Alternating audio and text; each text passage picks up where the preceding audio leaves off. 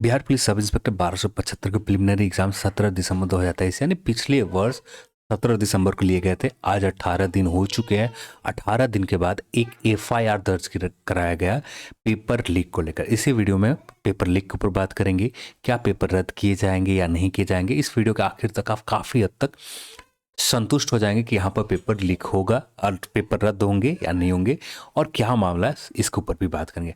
अब और साथ में एक और बात करने वाले हैं, बिहार पुलिस सब इंस्पेक्टर के प्रिलिमिनरी एग्जाम के रिजल्ट हमें कब तक ऑफिशियल वेबसाइट के ऊपर मिलेगा, ये भी हम लोग बात करें। मैं हूँ अविनाश कुमार, चैनल पर आपने तो चैनल को सब्सक्राइब कर लें और इस वीडियो को आप अपने दोस्तों के साथ शेयर करें। सबसे पहले आते हैं पेपर लीक को लेकर जो जानकारी निकल कर आए इसको लेकर। इससे आप पढ़ना चाहें तो मैं एक बार स्क्रॉल करके नीचे तक कर देता हूँ, जिससे आप एक बार पढ़ लें और इसमें क्या है मामला आप खुद समझ लें। अब मैं सीधे तौर पर आपको बताऊं तो यहाँ पर 17 दिसंबर के एग्जाम हुए थे, पेपर वायरल हुआ। अब पेपर को जांच करने के यानी पेपर के पास, आयोग के पास एक एविडेंस होते हैं, सारे पेपर में एक यूनिक क्यूआर कोड दिया जाता है और इस यूनिक क्यूआर कोड की वजह से आयोग को सबसे पहले ये पता चला कि क्वेश्चन बुकलेट नंबर कौन सा है। क्वेश्चन बुकलेट नंबर पता होने के बाद आयोग ने अपना रोल नंबर खोजा होगा कि किस कैंडिडेट को ये बुकलेट नंबर दिए गए थे। तो उसके बाद यहाँ पर ये जांच के बाद यहाँ पर पहुंचा गया और यहाँ पर नवादा के एक एफआईआर दर्ज किए गए। एक नवादा जिले के अभ्यर्थी के आरोपी बनाया गया। उस पर आरोप है कि उसने परीक्षा के दौरान एग्जाम सेंटर पर प्रश्न पत्र, मोबाइल फोटो लिया और फिर परीक्षा खत्म होने के बाद उसे सोशल मीडिया पर वायरल कर दिया था। इसमें सिर्फ आरोप की बात की जा रही है, ठीक है। जो भी है आरोप है और यहाँ पर ये आरोप प्रूफ अभी तक किया नहीं गया। और जो भी जांच किए गए, जो भी पेपर आपको इंटरनेट पर वायरल हुए थे, उसमें जो यूनिक क्यूआर कोड है, इसके दम पर ये कैंडिडेट को खोजे गए और यहाँ पर इस कैंडिडेट के ऊपर एफआईआर दर्ज करवाया गया।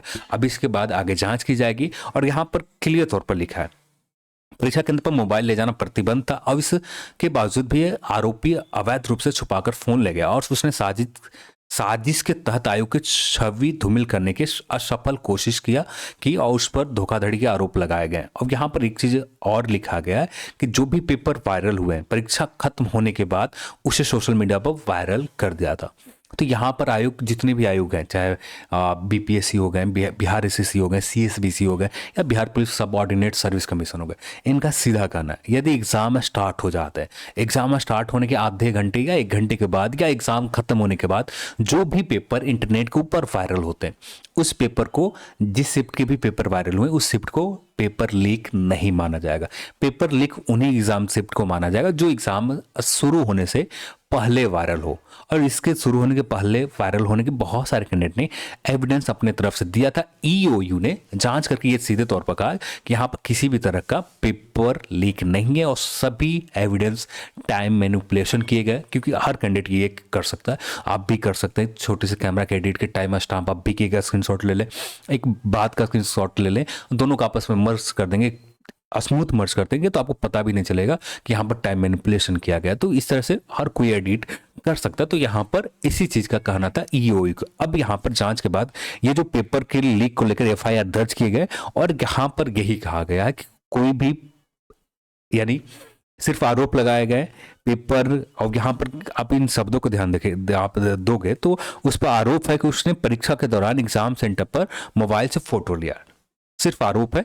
और फिर परीक्षा खत्म होने के बाद उसने सोशल मीडिया पर वायरल कर दिया। अब इसको लेकर कैंडिडेट ने कुछ नहीं कर रखा, सिर्फ आरोप है।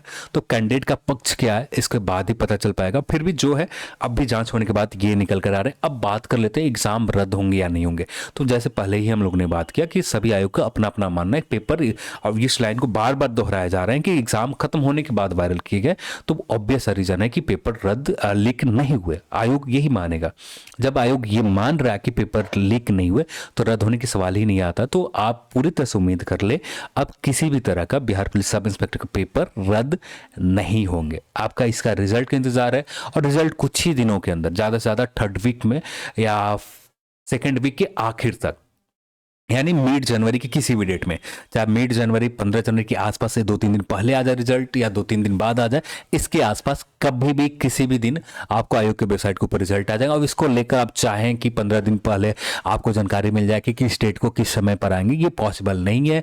पहले वाले बात भी नहीं रह गए, एक अनुमान ही बताया जा सकता है कि हाँ किस डेट से किस समय के बीच में आयोग की वेबसाइट के ऊपर रिजल्ट आएंगे। तो अनुमान यही है कि मिड जनवरी के आसपास, चाहे 2-3 दिन पहले मिड जनवरी का हो जाए या 2-3 दिन बाद हो जाए, तो बिहार दरोगा प्रिलिमिनरी एग्जाम के रिजल्ट ऑफिशियल वेबसाइट के ऊपर आपको आ जाएंगे। इससे ज़्यादा इंतजार आपको नहीं करना पड़ेगा।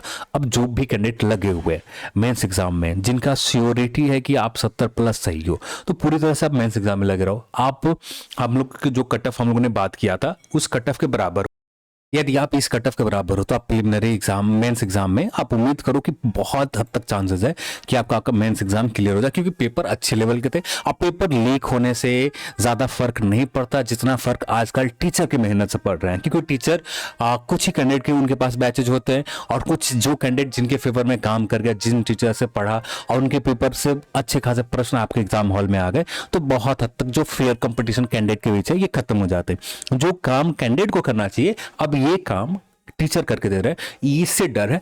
ज्यादातर आप उम्मीद करो कि क्या फर्क होता है, अब भी तो एग्जैक्ट करना थोड़ा मुश्किल है, पर जो भी अनुमान है कि 63 और जितने भी इसके आसपास स्कोर आ रहे हैं, आप बहुत हद तक उम्मीद आप रख ही सकते हो कि प्रिलिमिनरी एग्जाम तो आप यहाँ पर क्लियर कर ही जाओगे। यदि नहीं होते तो थोड़े सा स्कोर यहाँ पर प्लस हो जाएंगे, और इसके ऊपर डिटेल में किसी और वीडियो में बात किया, उस वीडियो का लिंक मैं पिन कर दूंगा, जहां पर आप जाकर देख सकते हो कि क्या हम लोगों ने किस तरह से डिस्क्राइब किया इस पॉइंट को और क्यों ऐसा कट ऑफ रहेगा। इसके ऊपर भी हम लोगों ने डिटेल में बात कर रखा है। चलिए आज के इस वीडियो में इतना ही, और इस वीडियो को देखने के लिए एक चीज और बता दूं, मेंस एग्जाम आपका ज्यादातर उम्मीद है कि 3 मार्च को ही लिया जाए, या इससे पहले भी हो सकते हैं, फरवरी के लास्ट वीक में भी हो सकते हैं, पर आगे चलकर ही कंफर्मेशन होगा। पर आप इसी को मानकर फरवरी के लास्ट वीक मानकर प्रिपरेशन करते रहो।